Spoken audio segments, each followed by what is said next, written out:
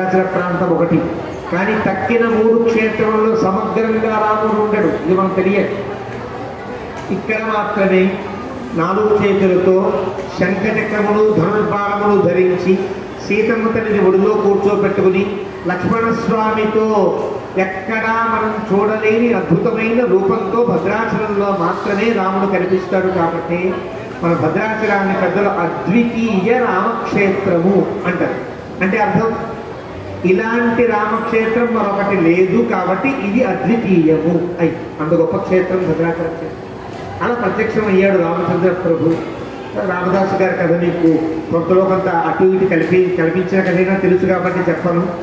అలా ఆ భద్ర మహర్షి యొక్క అనుగ్రహం మేరకు ఇక్కడ వెలిశాడన్న చరిత్ర వాళ్ళ గురువుగారు రఘునాథ భట్టరాచార్యుల వారి ద్వారా తెలుసుకున్న రామదాసు ప్రాణాలు తెగించి ఇంత అద్భుతమైన రాముడికి గుడి కట్టకపోతే దేనికని తెగించి ప్రాణాలని పణంగా పెట్టి గుడి కట్టారు. కానీ గుడి చిన్నదే కావచ్చు, శిల్పములు బాగా లేకపోవచ్చు, సౌకర్యములు బాగా లేకపోవచ్చు. కానీ భద్రాచలము లాంటి రామక్షేత్రము అయోధ్య కంటే గొప్ప క్షేత్రము అండంలో చిన్నపాటి ఇబ్బంది మనకు కలుగుతుందేమో కానీ వాస్తవమైన విషయం. కారణం రాముడు అక్కడ అవతరించాడు కాబట్టి రామజన్మభూమి అయోధ్య క్షేత్రం చాలా గొప్పది, అందులో సందేహం అయితే ఏమి లేదు. కానీ ఎప్పటికీ రాముడిని మనం పెట్టుకోగలిగాం, మొన్న కదా రాముడిని పెట్టుకున్నాం.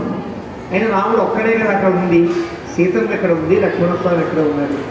కానీ వేల సంవత్సరముల క్రితం మనం సాధారణంగా చారిత్రకంగా పరిశీలిస్తే రాముడు పుట్టింది అయోధ్యలో, సీతమ్మ పుట్టింది నేపాల్లో జనకపూర్లో. ఆవిడ అక్కడ పుట్టింది, ఆయన అక్కడ పుట్టింది. కానీ మన తెలుగునాట ఈ క్షేత్రంలో సీతారాములు కలిసి కదా పుట్టారు. ఇక్కడ పుట్టడం అంటే అర్థం కనిపించారు కదా. కాబట్టి సీతారామ జన్మభూమిగా, రామాయణ కథా హృదయముగా, అద్వితీయ రామక్షేత్రముగా, చతుర్భుజ రామక్షేత్రముగా ఉండే ఏకైక క్షేత్రం మన భద్రాచల ప్రాంతం. ఇక్కడ ఉండే రాముడు వైకుంఠము నుండి దిగి వచ్చిన రాముడు కాబట్టి ఈ రాముడిని వైకుంఠరాముడు అని పిలుస్తారు. ఈ రాముడు ఓంకార స్వరూపంలో ఉన్నాడు కాబట్టి లోపల ఉండే మూర్తిని చూస్తే మీకు అర్థమవుతుంది. దాని గురించి చెప్పాలంటే చాలాసేపు పడుతుంది కాబట్టి చెప్పను. ఇక్కడ ఉండే రాముడిని ఓంకార రాముడు అని అంటారు కాబట్టి అదొక అందమైన పేరు రాముడికి. 3వ పేరు ఒకటి ఉంది, చాలా గొప్ప పేరు. భద్రాచల రాముడికి ఉండే ప్రత్యేకమైన పేరు, పేటెంట్ హక్కు అంటారే, అలాంటి పేటెంట్ హక్కు పొందిన పేరు భద్రాచలంలో రాముడికి. ఏం పేరు అది? సీతమ్మ తల్లిని ఇక్కడ సీతాదేవి, సీతమ్మ తల్లి అను మాత్రమే అందరూ మరొక పేరుతో పిలుస్తారు. కరెక్ట్. మన తెలుగునాడు చాలా ప్రసిద్ధమైన పేరు సీతామహాలక్ష్మి అంటారు. ఆ పేరు రావడానికి కారణం ఏమో తెలుస్తున్నారు? భద్రాచలంలో ఉండే సీతమ్మ తల్లికే సీతామహాలక్ష్మి అనే పేరు. ఈ పేరే తెలుగునాడంతా ప్రసిద్ధమైంది. అది కూడా పెద్ద కథ చెప్పాలంటే. ఆ సీతామహాలక్ష్మి మధ్యలో ప్రధాన దైవంగా కూర్చుని ఉంటే సీతామహాలక్ష్మికి నాథుడైన రాముడిని ఏం పిలవాలి?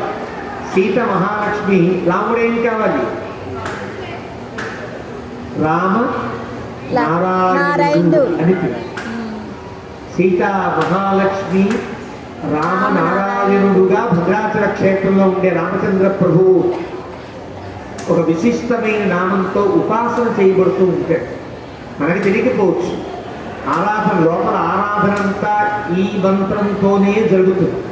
న్యాసములన్నీ అన్నీ కూడా ఈ మంత్రంతోనే సాగుతాయి. రాముడికి ఎప్పటి నుంచో వస్తున్నటువంటి గొప్ప ఆచారం. అందుకే రాముడికి భద్రాచలంలో రాముడి గోత్రములు కూడా చాలా ప్రత్యేకముగా ఉంటాయి. గోత్రనామములు భద్రాచలములో ప్రత్యేకములు.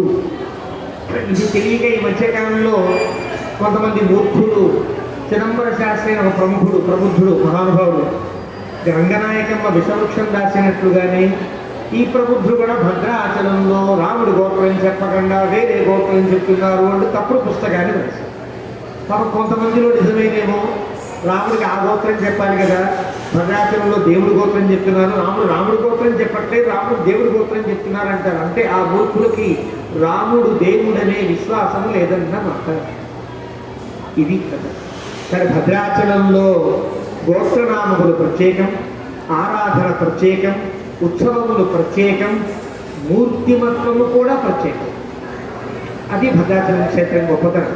అలాంటి భద్రాచల దివ్యక్షేత్రంలో పవిత్రమైన కార్తీక మాసం కదా, ఈరోజు ఆఖరి సోమవారం కదా, పరమశివుడికి అత్యంత ప్రీతిపాత్రమైన రోజు ఈ రోజు. పరమశివుడికి అత్యంత ప్రీతిపాత్రమైన నామం ఏది? శ్రీరామ.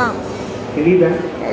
పార్వతీదేవి ఒకనాడు అడిగింది, ఏమండి మీరు రోజు ఇలా కూర్చుని జపం చేస్తూ ఉంటారు కదా, కళ్ళు మూసుకుంటారు కదా, ఏదో మీ పెదవులు ఎలా కదులుతూ ఉంటాయి కదా, ఏం చేస్తారండి మీరు అని అడిగింది.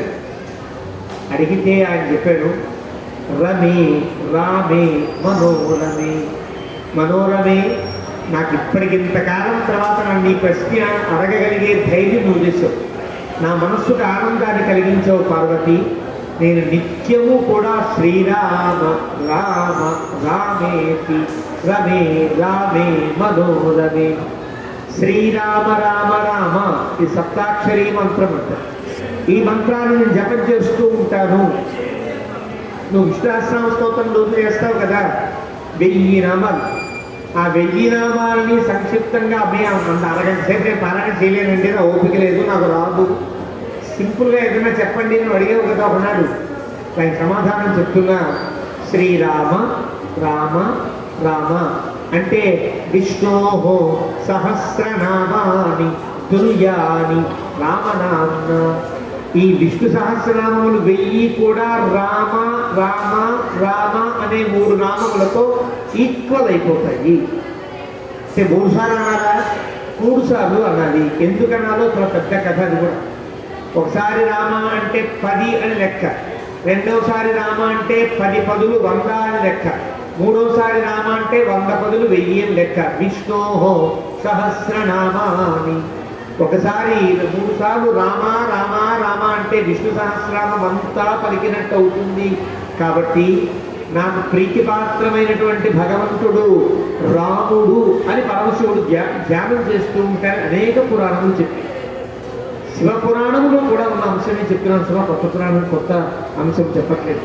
అంటే కాశీలో పరమశివుడు ఎవరైనా మరణిస్తే రామ రామ అనే దక్షిణ కర్ణి జపతి అని కదా.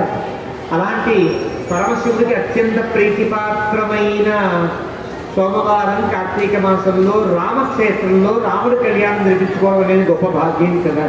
కాబట్టి ఆ భాగ్యాన్ని పొందిన మీ అందరికీ సీతారాములు కటాక్షించుగాక అని కోరుకుంటూ, కళ్యాణాన్ని సేవించే వారందరికీ కూడా సీతారాములు సకల శుభాలను కలిగించాలి అని